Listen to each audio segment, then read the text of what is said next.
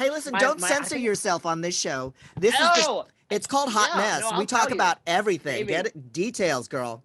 Baby, I'll give it to you. I'll give it to you all. But, you know, Alex and I had like hooked up, and I found out I was gay because obviously, you know. You liked it? Next thing you know, you liked it. Yeah. You liked it. But the more important, I had my brother's ID, and we went out clubbing because my brother's like a year and a half older than me. And I had his expired ID, but I was able to get in the clubs. Yeah. So I went out like clubbing with some friends, and this guy, Anthony, who was like into me.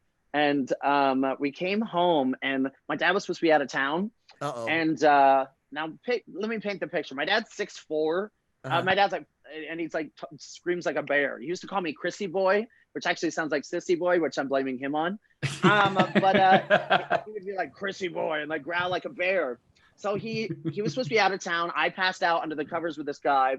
My dad, I guess, was in town, couldn't get in. So he thought, like, obviously I was doing drugs. Obviously I was just coming to terms with my sexuality. So he's freaking out. So he breaks down the front door, breaks down my door, pulls the covers down as I'm waking up, and I'm in bed with another man. Wait, the front door's locked? The front door? I had it chained. Because I'm trying to, like, you know, I'm trying to hide my discretion. So, you know? Okay, so your dad hulks out, and he smashes down two different doors. He literally hulks out. He pulls back the covers, and what's your response? Hey, I didn't expect you. It's literally, it's such still to this day, like a little bit of a blackout moment. And the best part about it is my dad obviously scares the guy out of the house. I mean, he was terrifying to begin with like that.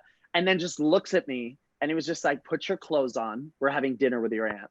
And I was like, oh no. So I had to put on my clothes, and we went to TGI Fridays because that's where people in Jersey go. Fancy.